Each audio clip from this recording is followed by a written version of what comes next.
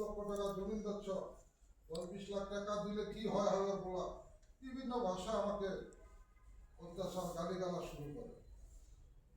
পরে 10 মিনিটের মতো আমাদের তো নামায় গালিগালাসের পরে পরে ওই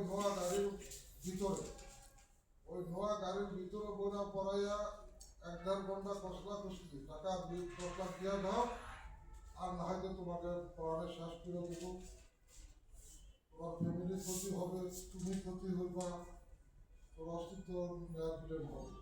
বিভিন্ন ভাষায় যা দরকার তা ব্যবহার করে আমাকে মানে এমনভাবে মাতায়ান করে, আমি আর কোনো অফিসারিক জল আমার ওই সময় ঠিক ছিল না থাকার কারণে আমি 8 লক্ষ টাকা দিতে পারছি।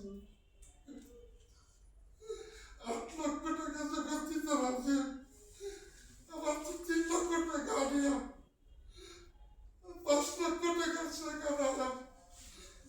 আমাকে রাত থেকে রাত 11টা 11:30 থেকে গাড়ির ভিতরে বলো, তুমি যদি কোনো লোকের কাছে বলো, কোনো লোকের কাছে সাহায্য করো, তোমার ফ্যামিলির কোনো অস্তিত্ব তোমার অস্তিত্ব থাকবে না, তুমি থাকতে পারবো না।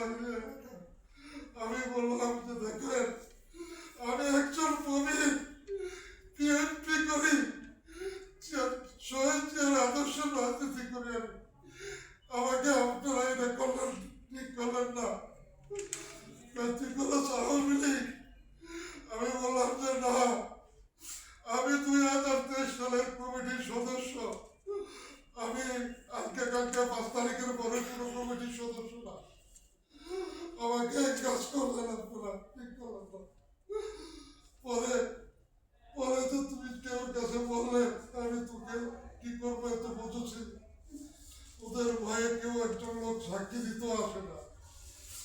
গতকাল সর্বশেষ 20 তারিখ রাত 1:30 বাজে আমাকে তুলে নিয়ে যায় ভদ্রলোক, ওই ঘুরাইয়া ওই মাঠে আনে না টাকা রাখা আমাকে 11:30 দিকে